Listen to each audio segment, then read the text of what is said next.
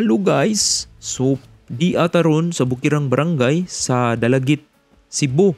So, ani ata sa sitio Dugyan, Barangay Dugyan, unya naibag-ong da nagyablihan padung sa Lumboy. Kay didto suok-suok ra to. Sa una man gud ang Lumboy maagi ra nimo og motor. So muna o kanang footpath nimo makita das ubos da motor ay makaagi diha. Karon giablihan na, so pwede na gyud ang four wheels. Kay mom gunay challenges sa mag-uuma. Mahal ang transportation kay tungod ang dalang agian lisod.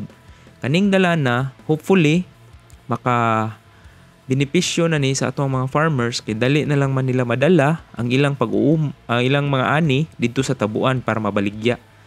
So usa na sa baligya no. So kabaw ba mo nganong mahal ang atong mga palaliton? Kay mahal mansad ang labor. Kay karon ganahan na magmaestra, mag-engineer, tanan maging professional na wa na ginitouch sa farming.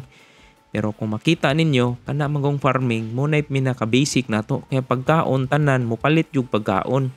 Nya, lupigan na lang ta sa Vietnam. No? Bisan og natay bagong daan, hopefully, ato ning i-maximize.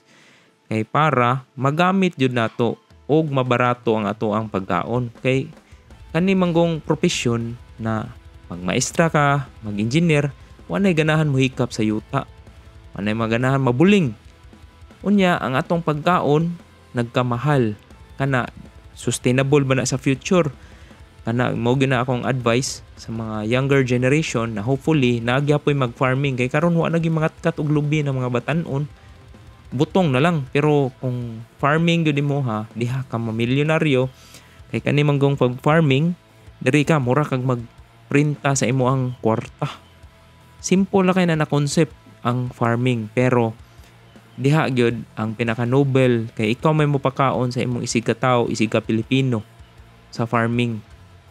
So kana busog tang tanan, hopefully kaning daan na bag-o dili lang ni pang travel pang Facebook ato ning gamiton to maximize na mobarato atong pagkaon.